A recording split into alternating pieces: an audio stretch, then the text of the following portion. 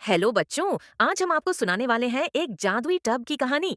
ऐसा टब जो भी दोगे उसे 100 गुना करके लौटाता है। पर ध्यान रहे, जादू में भलाई भी है और खतरा भी। तो चलो शुरू करते हैं 100 गुना लौटाने वाले जादुई टब का अद्भुत सफर। बहुत समय पहले घने जंगलों और हरी भरी घाटियों से घिरे एक शांत गांव में एक किसान रहता था, गणेशु। गणेशु मेहनती था, पर किस्मत उसकी तरफ कभी मुस्कुराती नहीं थी। सूखे खेत, कम बारिश और साहूकार का कर्ज, यही उसकी जिंदगी का सच बन गया था। एक दिन सुबह सुबह गणेशु जंगल में लकड़ियां काटने गया। पेड़ों की ओट में उसे किसी अजीब सी जगह से हल्की चमक दिखाई दी। वह पास पहुंचा तो देखा, वहां एक पुराना टब रखा था। टब साधारण था, पर उसकी धातु चमक रही थी जैसे चांदनी में भी आग हो। गणेशु बड़बड़ाया, अरे वाह, ये तो बिल्कुल नया है, किसका होगा? टब पर एक छोटा सा शिलालेख उकेरा हुआ था, जो दोगे 100 गुना पाओगे। गणेशु चौंक गया।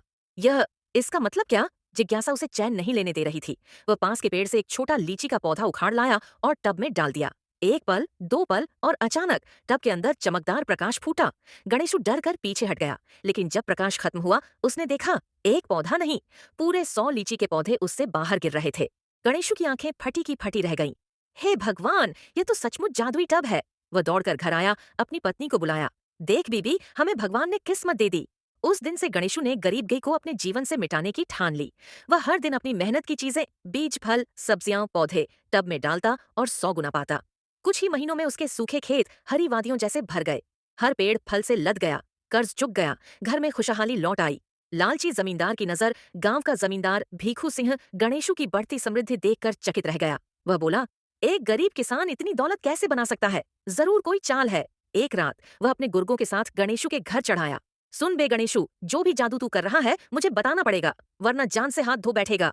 गणेशु डर गया। जमींदार ने घर की तलाशी ली और जादुई टब मिल गया। वह हंसा, हाँ हाँ, बस इतना सा राज, अब देखना मेरी दौलत कैसे बढ़ती है। वह टब अपने हवेली में ले गया और बोला, चल सोने के सिक्के डालते हैं, 100 गुना सोना मिलेगा। उसने सिक्के टब में डाले और धड़ाम, चमक, और फिर हवेली सोने के ढेरों से भर गई। भीखू सिंह खुशी से पागल हो गया। अब मैं ही इस इलाके का सबसे बड़ा मालिक हूँ। दिन प्रतिदिन वह लालच में डूबता चला गया। कभी सोना डाले, कभी महंगे बर्तन, कभी रेशमी कपड़े। हर बार उसे 100 गुना मिलता। पर उसकी लालच बढ़ती गई, हद से आगे। राजा को खबर मिलती है, जमींदार की दौलत जंगल की आग की तरह फैल गई। बात पहुंची राजा के कानों तक। राजा ने सैनिक भेजे, उस जादुई टब को दरबार में लाओ। भीखू सिंह रो पड़ा, महाराज यह मेरा है। पर राजा बोला, राज्य में कोई भी चीज राजा से ऊपर नहीं होती।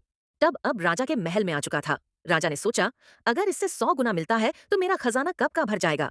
उसने टब में हीरे, मोती, जवाहरात, सोने के हार डाल दिए। टब चमका, जवाहरात की बारिश होने लगी। देखते ही देखते पूरा राजमहल खजाने से भर गया। लेकिन राजा रुका नहीं। उसने फिर लालच में टब भरना शुरू कर दिया।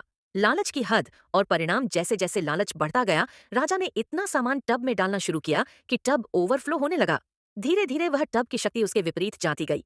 एक रात राजा ने सोचा, क्यों ना इस बार पूरे शाही खजाने को टब में डाल दूं, ताकि उसका 100 गुना मिल जाए। उसने खजाने की पेटियां टब में उंडेल दी। लेकिन इस बार चमक लाल हुई, महल कांप उठा और अचानक टब से दौलत नहीं, भारी धूल और राख बाहर निकलने लगी। टब चटक गया, उसकी शक्ति खत्म हो चुकी थी। सारी दौलत राख बनकर उड़ा दी गई। महल खाली पड़ गया। राजा का लालच उसी पर भारी पड़ चुका था। गणेशु का सच्चा धन खबर फैलते ही जमींदार और राजा दोनों शर्मसार हो गए। पर गणेशु का जीवन वैसा ही शांत, संतुलित और संतुष्ट था जैसा पहले। उसने टब को कभी बुराई या लालच के लिए नहीं इस्तेमाल किया था। गणेशु बोला, टब ने मुझे सिखाया, जो दोगे वही 100 गुना लौटेगा। अगर भलाई दोगे भलाई पाओगे, अगर लालच दोगे विनाश पाओगे। गांव वाले कहते हैं कि वह टब आज भी जंगल में कहीं गहरा दबा है, पर उसकी असली शक्ति टब में नहीं, बल्कि इंसान के इरादों में थी। कहानी का मूल संदेश, मोरल, जैसा कर्म करोगे वैसा ही 100 गुना फल पाओगे। भलाई का फल सुख है, लालच का फल विनाश।